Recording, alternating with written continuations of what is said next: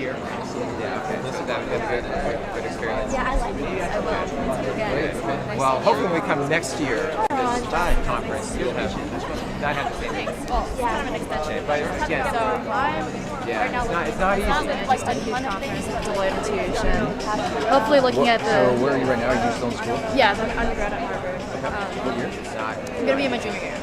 So I'm looking at like Bain, BCG, McKinsey, and stuff. And I was just wondering if you ever felt a disconnect in the consulting world when you knew you wanted to go back to nonprofits, and a lot of people in consulting or in the big firms, want to make partner in the firm or want to use that as a launching pad for iBanking or some other high-powered job. How did you feel being in that environment? Definitely was a disconnect, but it really is what you make of it. Do you know you have a further goal in your life and what you want to do? The fact that some of the other folks aren't necessarily on the same page, that's okay, because that'll happen no matter where you are. Even if you're in a nonprofit, doing what you love to go ahead and do, more often than not, you also find folks that are also there who may not be there for the same reasons you are. So I wouldn't use that or let that be kind of a discouraging factor at all. Be clear about what you're wanting out of the firm.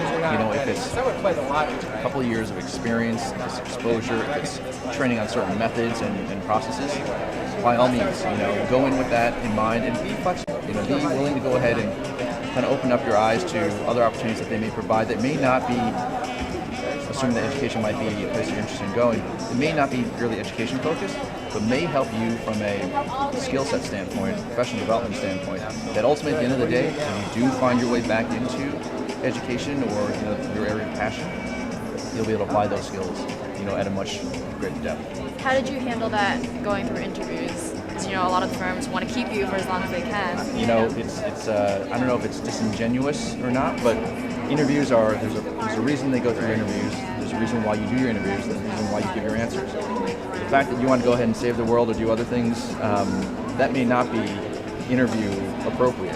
And it really goes back to what your goal is. If you feel like going through and becoming part of Bain is going to be helpful for your career, so you can do something else later on, do what you need to do to get through, and at least put yourself in a position where now you're part of that organization, which will be a launching pad to other things. So if it comes up appropriately, or if it comes up in casual conversation, fine. But if you're trying to convince them that you should be hired because you have a great heart and you believe in impacting the world in a larger and greater capacity, they're looking at you as a new consultant coming in that's going to play this very, very specific role, and honestly, could probably care less how much you want to do with the world beyond that. Also notes on the interview piece, the interviews aren't just the actual in-the-room interviews. All the social pieces, all the dinners, all those other things, they're all observing you guys, and they all go back and talk about you guys later on and say, well, how did you do? What came up? What was the point of conversation? How did they hold themselves? So, just as a heads up. Okay, I was just also interested in knowing what you majored in. 2 years in Ohio, and then went to business school afterward. And then I just felt that I'd worked on Wall Street during my years between business school at Goldman Sachs, and had offers to go back to Wall Street. I just didn't want to do it. I didn't want to be part of a big organization. I wanted to start something small. As I said, I had no money.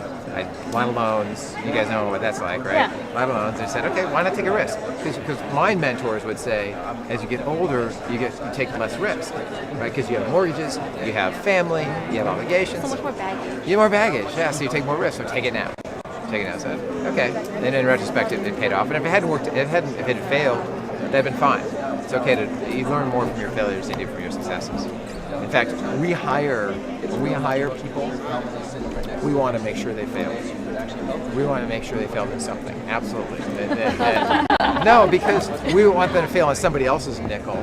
Not yours.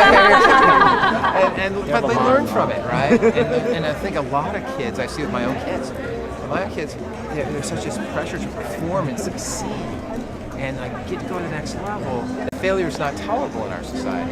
Your family is, but it is. You can't be successful unless you fail. So, in investments, I've made 40 investments. 10 of them have been horrible. But if I had made those bad investments, a good investment would happen. So again, it sounds easy, right? But when you're young, now's the time to take those chances.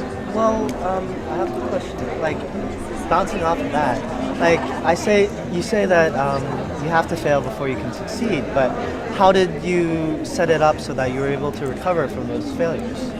That's a really good question. That's the hardest question, and because when I'll remember failing on my second investment, the day I went to the first time I made this investment, we invested $5 million. I went to the board meeting and I found out that the president and the CFO were doing a Ponzi scheme. Okay, after we'd already put our money in, and I had felt that I had just committed $5 million of money, and I think my initial reaction is to take it really personally. So it was all about me, and then I was depressed. It was horrible. But you have to have other people helping you along the way. You need that support system to recover from it. It wasn't a financial setback. It was and plus the fact it was other people's money. That to me that hurt more than the fact it was my own. But I learned from that. I learned to ask the right questions and due diligence. But you can't don't ever be out there naked by yourself, right? You got to have other people that are helping you to recover from those problems. So like after that occasion, like did you have trouble recouping like the trust of whoever invested the money?